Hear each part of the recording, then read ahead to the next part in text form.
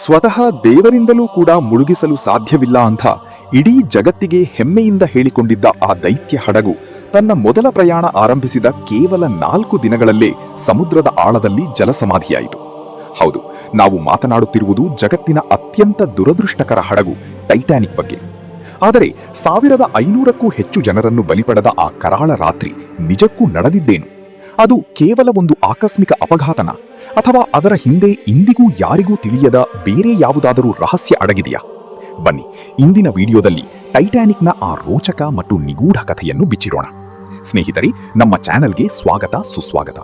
ಸ್ನೇಹಿತರೆ, ಅದು 1912 ಏಪ್ರಿಲ್ 10 ಮಧ್ಯಾಹ್ನ 12 ಗಂಟೆಗೆ RMS ಟೈಟಾನಿಕ್ ಎಂಬ ಆ ಕಾಲದ ವಿಶ್ವದ ಅತಿ ದೊಡ್ಡ ಹಾಗೂ ಅತ್ಯಂತ ಐಷಾರಾಮಿ ಹಡಗು ತನ್ನ ಮೊದಲ ಪ್ರಯಾಣವನ್ನ ಆರಂಭಿಸಿತು.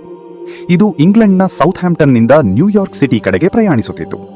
ಅದು ಸರಿಸುಮಾರು 5285 ಕಿಲೋಮೀಟರ್ ದೂರದ ಪ್ರಯಾಣ. ಹೀಗಾಗಿ ಹಡಗಿನಲ್ಲಿದ್ದವರೆಲ್ಲ ಮುಂದಿನ 6 ದಿನಗಳ ಕಾಲ, ಅಂದರೆ ಏಪ್ರಿಲ್ 17ರ ಬುಧವಾರ ಬೆಳಗ್ಗೆಯವರೆಗೆ ಆ ಹಡಗಿನಲ್ಲಿಯೇ ಇರಬೇಕಾಗಿತ್ತು. ಹಡಗಿನಲ್ಲಿ ಒಟ್ಟು 2224 ಜನ ಇದ್ರು. ಅದರಲ್ಲಿ ದೊಡ್ಡ ದೊಡ್ಡ ಬಿಸಿನೆಸ್ ಮ್ಯಾನ್ಗಳು, ಸಿನಿಮಾ ನಟರು, ಶ್ರೀಮಂತ ಜನರು ಸೇರಿದಂತೆ ಬದುಕು ಕಟ್ಟಿಕೊಳ್ಳಲು ಅಮೆರಿಕಾಗೆ ಹೊರಟಿದ್ದ ಹಲವು ಮಧ್ಯಮ ಹಾಗೂ ಬಡ ಪ್ರಯಾಣಿಕರು ಕೂಡ ಇದ್ರು. ಸುಮಾರು 269 ಮೀಟರ್ ಉದ್ದ, 53 ಮೀಟರ್ ಎತ್ತರ ಹಾಗೂ 52,310 ಟನ್ ತೂಕವಿದ್ದ ಈ ಬೃಹತ್ ಹಡಗನ್ನು 62 ವರ್ಷದ ಹಿರಿಯ ಕ್ಯಾಪ್ಟನ್ ಎಡ್ವರ್ಡ್ ಜಾನ್ ಸ್ಮಿತ್ ಮುನ್ನಡೆಸುತ್ತಿದ್ದರು. ಇನ್ನು ಅದರ ಒಳಗಿನ ಸೌಲಭ್ಯಗಳನ್ನ ಕೇಳಿದ್ರೆ ಶಾಕ್ ಆಗ್ತೀರಾ. 10 ಮಹಡಿಗಳಿದ್ದ ಆ ಹಡಗು ಒಂದು ತೇಲುವ 5 ಸ್ಟಾರ್ ಅರಮನೆ ಅಂದ್ರೂ ಅತಿಶೋಕ್ತಿಯಲ್ಲ. ಶ್ರೀಮಂತರಿಗೆ ಬೇಕಾದ ಭವ್ಯ ಕೊಠಡಿಗಳು, ಬಿಸಿ ನೀರಿನ ಸ್ವಿಮ್ಮಿಂಗ್ ಪೂಲ್, ಜಿಮ್, ಆಟದ ಮೈದಾನ, Turkish bath, bar, pub, restaurant, 2 barber ಶಾಪ್ಗಳು ಹಾಗೂ ಒಂದು ಗ್ರಂಥಾಲಯ, ಹೀಗೆ ಒಂದಲ್ಲ ಎರಡಲ್ಲ, ಕಣ್ಣಿಗೆ ಬೇಕಾದದ್ದು ಎಲ್ಲವೂ ಇತ್ತು. ಈ ಹಡಗನ್ನು ತಯಾರಿಸಿದ ವೈಟ್ ಸ್ಟಾರ್ ಲೈನ್ ಕಂಪನಿ ಅದಕ್ಕೆ ಮುಳುಗದ ಹಡಗು ಅನ್ನೋ ಟೈಟಲ್ ಕೊಟ್ಟಿದ್ರು. ಯಾಕಂದ್ರೆ ಆ ಹಡಗಿನಲ್ಲಿ 16 ಜಲ ನಿರೋಧಕ ಕೊಠಡಿಗಳು ಇದ್ದವು. ಅದರೊಳಗೆ ನೀರು ಬರಲು ಸಾಧ್ಯವೇ ಇರಲಿಲ್ಲ. ಒಂದು ವೇಳೆ ಹಡಗಿಗೆ ನೀರು ನುಗ್ಗಿದರೆ ಆ ಕೊಠಡಿಗಳಲ್ಲಿ ಇರಬಹುದಿತ್ತು. ಯಾರಿಗೂ ಆ ಕೊಠಡಿಗಳು ಸಹ ಹಾನಿಯಾಗಬಹುದು, ಈ ಹಡಗಿನ ಮೊದಲ ಪ್ರಯಾಣವೇ ಕೊನೆ ಪ್ರಯಾಣವೂ ಆಗಬಹುದು ಎಂಬ ಕಲ್ಪನೆ ಇರಲಿಲ್ಲ. ಪ್ರಯಾಣ ಆರಂಭಿಸಿ 2 ದಿನಗಳ ನಂತರ 1912ರ ಏಪ್ರಿಲ್ 12ರಂದು ಟೈಟಾನಿಕ್ಗೆ ಮೊದಲ ಹಿಮಪರ್ವತದ ಎಚ್ಚರಿಕೆ ಬರುತ್ತದೆ. ಅಂದ್ರೆ ಈ ಪ್ರಯಾಣದ ದಾರಿಯಲ್ಲಿ ಸಮುದ್ರದ ನೀರು ಹೆಪ್ಪುಗಟ್ಟಿ ಪರ್ವತವಾಗಿದ್ದರೆ ಸಮುದ್ರದಲ್ಲಿ ಸಾಗುವ ಹಡಗುಗಳು ಪರಸ್ಪರ ರೇಡಿಯೋ ಮೂಲಕ ಈ ಹಿಮಪರ್ವತಗಳ ಬಗ್ಗೆ ಮಾಹಿತಿ ಹಂಚಿಕೊಳ್ಳುತ್ತಿದ್ದರು. ಈ ಎಚ್ಚರಿಕೆಗಳ ನಂತರ ಟೈಟಾನಿಕ್ ತನ್ನ ಪ್ರಯಾಣದ ದಿಕ್ಕನ್ನು 2 ಬಾರಿ ಬದಲಿಸಿತು. ಆದರೆ ಇಷ್ಟು ದೊಡ್ಡ ಹಡಗಿಗೆ ಹಿಮಪರ್ವತವು ಏನೂ ಮಾಡುವುದಿಲ್ಲ ಎಂಬ ವಿಶ್ವಾಸದಿಂದ ಅದರ ವೇಗವನ್ನು ಮಾತ್ರ ಕಡಿಮೆ ಮಾಡದೆ 21.5 ನಾಟ್ಸ್, ಅಂದರೆ ಸುಮಾರು ಪ್ರತಿ ಗಂಟೆಗೆ 40 ಕಿಲೋಮೀಟರ್ ವೇಗದಲ್ಲಿ ಮುಂದುವರಿಯುತ್ತಿತ್ತು. ಇದು ಮೊದಲ ಬಹುದೊಡ್ಡ ತಪ್ಪಾಗಿತ್ತು. 1912ರ ಏಪ್ರಿಲ್ 14ರಂದು ಇನ್ನೂ 7 ಹಿಮಪರ್ವತದ ಎಚ್ಚರಿಕೆಗಳು ಬಂದವು. ಆದರೂ ಕ್ಯಾಪ್ಟನ್ ಸ್ಮಿತ್ ಮತ್ತು ಸಿಬ್ಬಂದಿ ಅವುಗಳನ್ನು ನಿರ್ಲಕ್ಷಿಸಿದರು. ಅವತ್ತು ರಾತ್ರಿ ಆಕಾಶದಲ್ಲಿ ಚಂದ್ರ ಇರಲಿಲ್ಲ. ಹೀಗಾಗಿ ಗಾಢವಾದ ಕತ್ತಲೆ ಇತ್ತು. ಹಡಗಿನ ಮೇಲ್ಭಾಗದಲ್ಲಿ ಕ್ರೋಸ್ ನೆಸ್ಟ್ ಎನ್ನುವ ವೀಕ್ಷಣಾ ಸ್ಥಳದಲ್ಲಿ ಸದಾ ಒಬ್ಬ ವ್ಯಕ್ತಿ ಕುಳಿತು ಹಡಗಿನ ಪ್ರಯಾಣಕ್ಕೆ ಮುಂದೆ ಯಾವುದೇ ಅಡ್ಡಿ ಅಥವಾ ಬೇರೆ ಹಡಗು ಎದುರಾಗುತ್ತಿದೆಯೇ ಎಂದು ಗಮನಿಸುತ್ತಿರುತ್ತಾನೆ. ಅವತ್ತು ರಾತ್ರಿ 11:39ಕ್ಕೆ ಫ್ರೆಡ್ರಿಕ್ ಫ್ಲೀಟ್ ಅಲ್ಲಿದ್ದನು. ಮುಂದೆ ಅವನಿಗೆ ದೊಡ್ಡದೊಂದು ಹಿಮಪರ್ವತ ಕಾಣುತ್ತದೆ. ದಿಗ್ರಾಂತನಾದ ಆತ ಫೋನ್ ಮೂಲಕ ಬ್ರಿಡ್ಜ್ನಲ್ಲಿದ್ದ ಅಧಿಕಾರಿಗಳಿಗೆ ಕರೆ ಮಾಡಿ ಮುಂದೆ ಐಸ್ಬರ್ಗ್ ಇದೆ ಎಂದು ಕೂಗಿದನು.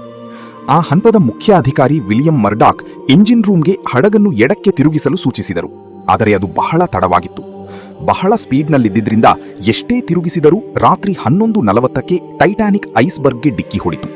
ಈ ಐಸ್ಬರ್ಗ್ ಚಿಕ್ಕದಾಗಿರಲಿಲ್ಲ. ಅದು ಸುಮಾರು 200 x 400 ಅಡಿ ಗಾತ್ರದ ಒಂದು ಫುಟ್ಬಾಲ್ ಮೈದಾನದಷ್ಟಿತ್ತು. ಅದರ ತೂಕ ಸುಮಾರು 1.5 ಮಿಲಿಯನ್ ಟನ್. ಹಡಗಿನ ಮುಂಭಾಗದ ಬಲಭಾಗ ಐಸ್ಬರ್ಗ್ಗೆ ತಾಗಿತು. ಸುಮಾರು 10 ಸೆಕೆಂಡುಗಳ ಕಾಲ ಹಡಗು ಹಿಮಪರ್ವತಕ್ಕೆ ಉಜ್ಜಿಕೊಂಡು ಸಾಗಿತು. ಡಿಕ್ಕಿಯಾದ ಕೆಲವೇ ಕ್ಷಣಗಳಲ್ಲಿ ಕ್ಯಾಪ್ಟನ್ ಸ್ಮಿತ್ ಮತ್ತು ಹಡಗಿನ ವಿನ್ಯಾಸಗಾರ ಇಂಜಿನಿಯರ್ ಥಾಮಸ್ ಆಂಡ್ರೂಸ್ ಹಾನಿಯನ್ನು ಪರಿಶೀಲಿಸಿದರು. ಅವರಿಗೆ ಒಂದು ಸಂಗತಿ ಸ್ಪಷ್ಟವಾಯಿತು: ಕೆಲವೇ ಗಂಟೆಗಳಲ್ಲಿ ಟೈಟಾನಿಕ್ ಮುಳುಗಲಿದೆ. ರಾತ್ರಿ 12 ಗಂಟೆಗೆ ಕ್ಯಾಪ್ಟನ್ ಸ್ಮಿತ್ ರೇಡಿಯೋ ಮೂಲಕ SOS ಕಳುಹಿಸಲು ಆದೇಶಿಸಿದರು. ಹಡಗಿನ ರೇಡಿಯೋ ಆಪರೇಟರ್ ಜಾಕ್ ಫಿಲಿಪ್ಸ್ ನಿರಂತರವಾಗಿ ಡಿಸ್ಟ್ರೆಸ್ ಸಿಗ್ನಲ್ಸ್ ಕಳುಹಿಸುತ್ತಿದ್ದನು. ಅಂದ್ರೆ ಹತ್ತಿರದ ಹಡಗುಗಳಿಗೆ ನಮ್ಮ ಹಡಗು ಅಪಾಯದಲ್ಲಿದೆ, ನಮ್ಮನ್ನು ರಕ್ಷಿಸಿ ಎಂಬ ಸೂಚನೆ ನೀಡುವುದು. 20 ನಿಮಿಷಗಳ ನಂತರ RMS ಕಾರ್ಪ್ಯಾಥಿಯಾ ಎಂಬ ಹಡಗು ಆ ಸಂದೇಶವನ್ನು ಸ್ವೀಕರಿಸಿತು. ಆದರೆ ಅದು 107 ಕಿಲೋಮೀಟರ್ ದೂರದಲ್ಲಿತ್ತು. ಅತ್ಯಧಿಕ ವೇಗದಲ್ಲೂ ಟೈಟಾನಿಕ್ ತಲುಪಲು 3.5 ಗಂಟೆ ಬೇಕಾಗುತ್ತಿತ್ತು. ಈ ನಡುವೆ ಪ್ರಯಾಣಿಕರನ್ನು ಲೈಫ್ ಬೋಟ್ಗಳಲ್ಲಿ ಕಳುಹಿಸಲು ಪ್ರಯತ್ನಿಸಿದರು. ಜನರಿಗೆ ಇನ್ನೂ ಟೈಟಾನಿಕ್ ಮುಳುಗುವುದಿಲ್ಲ ಎಂಬ ನಂಬಿಕೆ ಇತ್ತು. ಹಾಗಾಗಿ ಮೊದಲ ಲೈಫ್ ಬೋಟ್ನಲ್ಲಿ 65 ಜನರಿಗೆ ಜಾಗ ಇದ್ದರು ಕೇವಲ 28 ಜನ ಮಾತ್ರ ಹೋದರು. ರಾತ್ರಿ 1 ಗಂಟೆಗೆ ಹಡಗಿನ ಮುಂಭಾಗ ಸಂಪೂರ್ಣ ನೀರಿನೊಳಗೆ ಹೋಗಿತ್ತು. ಹಿಂಭಾಗ ಮೇಲಕ್ಕೆ ಎದ್ದಿತು. ಆಗ ಜನರಿಗೆ ಭಯ ಶುರುವಾಯಿತು. ಆದರೆ ದೊಡ್ಡ ಸಮಸ್ಯೆ ಏನಂದ್ರೆ ಹಡಗಿನಲ್ಲಿ ಕೇವಲ 20 ಲೈಫ್ ಬೋಟ್ಗಳು ಮಾತ್ರ ಇದ್ದವು. ರಾತ್ರಿ 2 ಗಂಟೆಯ 5 ನಿಮಿಷಕ್ಕೆ ಕೊನೆಯ ಲೈಫ್ ಬೋಟ್ ಕೂಡ ಕಳುಹಿಸಲಾಯಿತು. ಆದರೂ 1500 ಜನರು ಇನ್ನೂ ಹಡಗಿನಲ್ಲೇ ಇದ್ದರು. 2 ಗಂಟೆಯ 20ಕ್ಕೆ ಟೈಟಾನಿಕ್ 2 ತುಂಡುಗಳಾಗಿ ಒಡೆದು ನಿಧಾನವಾಗಿ ಸಮುದ್ರದೊಳಗೆ ಮುಳುಗಿತು. 3 ಗಂಟೆಗಳೊಳಗೆ ಮುಳುಗದ ಹಡಗು ಸಂಪೂರ್ಣ ಸಮುದ್ರದ ಅಡಿಗೆ ಸೇರಿತು. 1500ಕ್ಕೂ ಹೆಚ್ಚು ಜನರು ಸಾವನ್ನಪ್ಪಿದರು. ಕ್ಯಾಪ್ಟನ್ ಎಡ್ವರ್ಡ್ ಸ್ಮಿತ್ ಕೂಡ ಕೊನೆಯವರೆಗೂ ಹಡಗಿನಲ್ಲೇ ಉಳಿದು ಮೃತಪಟ್ಟರು.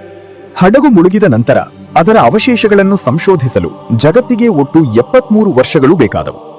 ಹಡಗಿನ ಅವಶೇಷಗಳನ್ನು ಅಮೆರಿಕನ್ ಅನ್ವೇಷಕ ರಾಬರ್ಟ್ ಬ್ಯಾಲಾರ್ಡ್ ಸಮುದ್ರದ 3.8 ಕಿಲೋಮೀಟರ್ ಆಳದಲ್ಲಿ ಸೆಪ್ಟೆಂಬರ್ 1, 1985ರಂದು ಪತ್ತೆ ಹಚ್ಚಿದರು. ಆದರೆ ಇಲ್ಲಿ ಕೆಲವೊಂದಿಷ್ಟು ವಿಚಾರಗಳು ಇಂದಿಗೂ ಗೊಂದಲಮಯವಾಗಿವೆ. ಹಡಗು ಸಿಗ್ನಲ್ ನೀಡಿದಾಗ ಟೈಟಾನಿಕ್ಗೆ ಕೇವಲ 37 ಕಿಲೋಮೀಟರ್ ದೂರದಲ್ಲಿ SS ಕ್ಯಾಲಿಫೋರ್ನಿಯನ್ ಎಂಬ ಮತ್ತೊಂದು ಹಡಗು ಕೂಡ ಇತ್ತು. ಅವರು ಸಮಯಕ್ಕೆ ಬಂದಿದ್ದರೆ ಅನೇಕ ಜನರನ್ನು ರಕ್ಷಿಸಬಹುದಿತ್ತು. ಆದರೂ ಯಾಕೆ ಬರಲಿಲ್ಲ? ಟೈಟಾನಿಕ್ ಹಡಗಿನ ಅವಶೇಷಗಳನ್ನು ಯಾಕೆ ಮೇಲೆತ್ತಲಿಲ್ಲ? ಅಸಲಿಗೆ ಅಲ್ಲಿ ಮುಳುಗಿದ್ದು ಟೈಟಾನಿಕ್ ಹಡಗು ಅಲ್ಲ, ಇದು ಇನ್ಶೂರೆನ್ಸ್ ಹಣಕ್ಕಾಗಿ ನಡೆದ ಒಂದು ವ್ಯವಸ್ಥಿತ ಪ್ಲಾನ್ ಅನ್ನುವ ವಾದದ ಹಿಂದಿರುವ ನಿಜಾಂಶ ಏನು? ಈ ಎಲ್ಲ ವಿಚಾರಗಳನ್ನು ಈ ವಿಡಿಯೋದ ಭಾಗ 2ರಲ್ಲಿ ಚರ್ಚೆ ಮಾಡೋಣ.